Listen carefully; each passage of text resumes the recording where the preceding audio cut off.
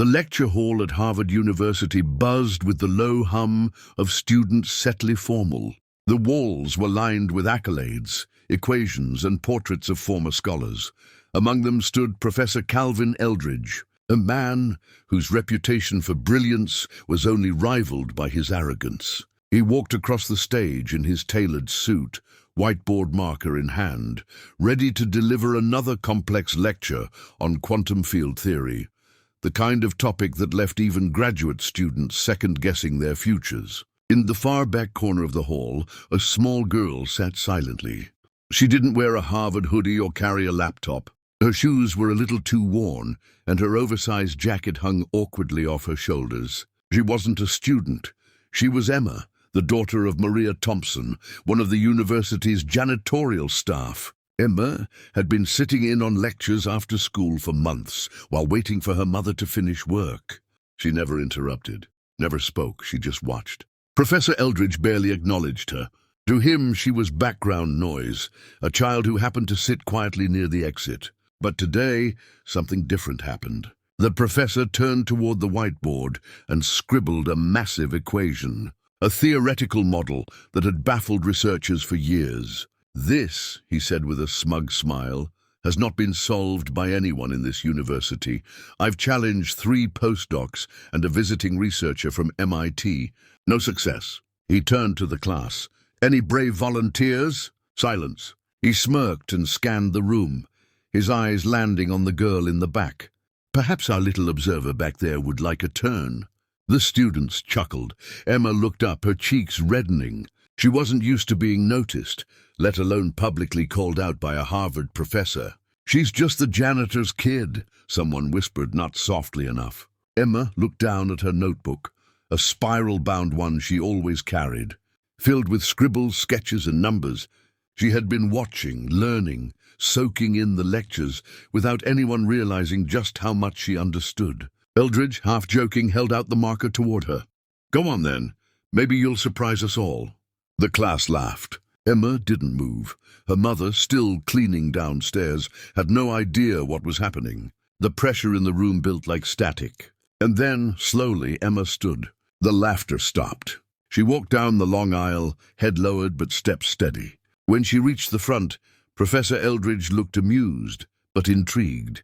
He handed her the marker, still expecting a funny moment to add to his stories. Emma stood at the board, staring at the equation. Her eyes moved left to right, then back again. She wasn't just reading, she was thinking, deeply, quietly. The students leaned forward. Phones were pulled out. No one quite knew what was about to happen. She began erasing a portion of the formula. Carefully, just enough to rewrite a symbol, then another. She didn't hesitate. The marker glided across the board as she made connections that looked strange at first, but then began to make sense. The laughter was gone. The room was quiet. Even Eldridge, arms folded, furrowed his brow as he watched the structure of the equation shift into something new, something elegant. Emma moved quickly but methodically, transforming the tangled equation into a series of clean, connected functions. She paused only once, checking a small calculation in her head before writing the final line. Then she stepped back and handed the marker to the professor. Eldridge stared at the board. The air felt heavier. One of the graduate assistants pulled out his tablet and started comparing Emma's solution to the partial attempts the research group had archived for months.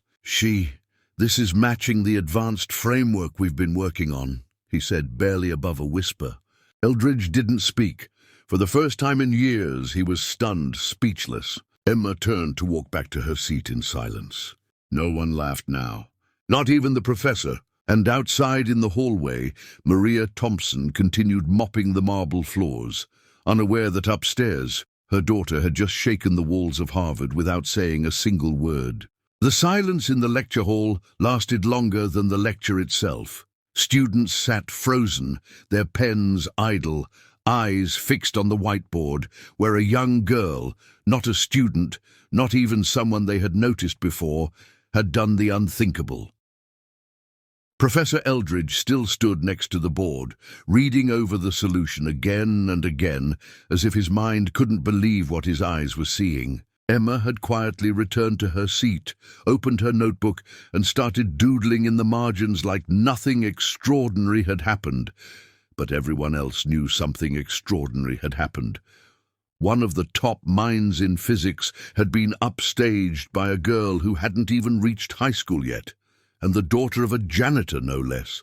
The graduate assistant leaned over to whisper to Eldridge, "We should get her to the research department. This can't be overlooked." Still, the professor said nothing.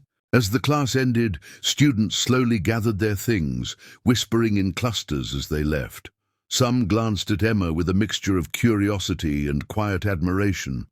Others just looked confused, wondering how someone like her, someone with no formal education, no academic background, no privilege, could walk into a room full of the nation's top students and change the narrative in under 10 minutes. Emma walked down the marble staircase to meet her mother, who was finishing her shift. Maria wiped her forehead and smiled when she saw her daughter approach. "Everything okay today, sweetie?" Emma nodded. "Yeah, we did equations again." Maria laughed softly. "Well, I bet you understood more than I ever would." That night, while Harvard staff closed the buildings and professors headed home, Professor Eldridge remained in his office. He had reopened all the files related to the equation. Old research, failed attempts, the recent progress his team had made.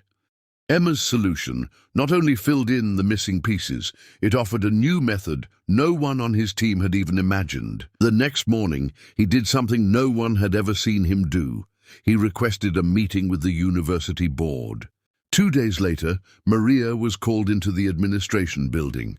She thought it was about her shift timing.